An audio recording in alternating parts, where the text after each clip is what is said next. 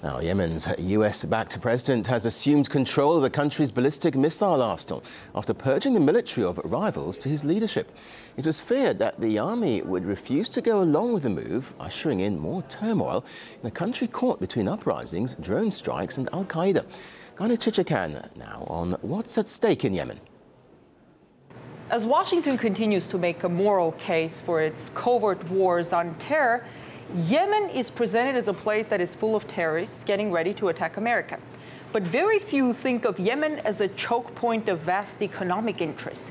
Yemen is the poorest country in the Middle East, but it's sitting on one of the most important trade routes in the world, the Bab el-Mandeb Strait.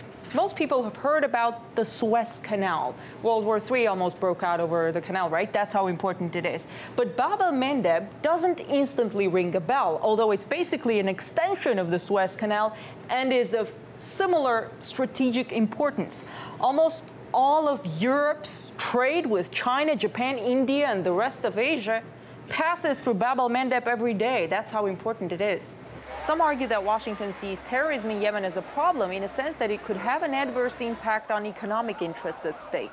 The United States wouldn't be engaged in such a conflict in Yemen if it didn't hold very specific geopolitical and strategic necessity for the U.S. I think most importantly, of course, is access to the Bab el-Mandeb Strait, which is one of the highest trafficked waterways in the world.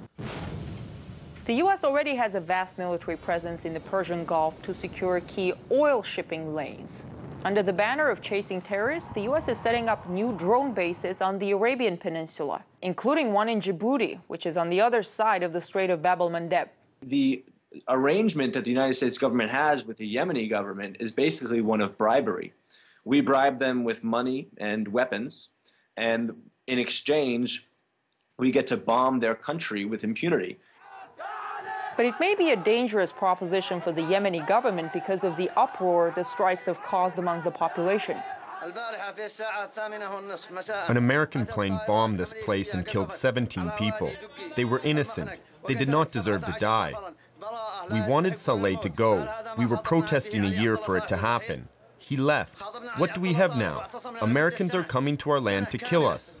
The journalist who shot these images of a 2009 drone strike in Yemen that killed 14 women and 21 children is now in jail.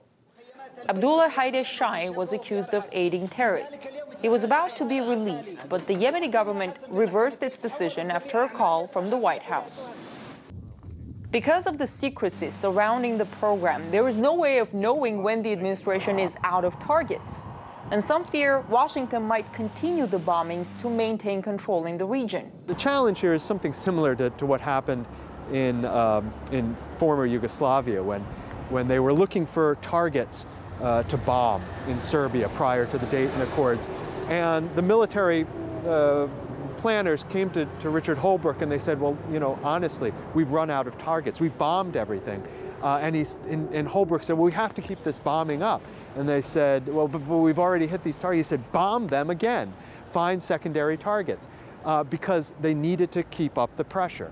Now, my fear is that in order to keep up the pressure on al-Qaeda or its associated organizations, the United States will expand, its definition of who is a legitimate target. Washington is helping the current Yemeni government in order for it not to fail and to be friendly to the U.S. Friendly enough to allow the U.S. to bomb them as Washington sees fit, and friendly enough not to mess with this vital trade route. But historically, that kind of a prop by the United States has often led to alienating much of the local population that sooner or later gets the sense that their government is serving its own interests and the interests of those thousands of miles away.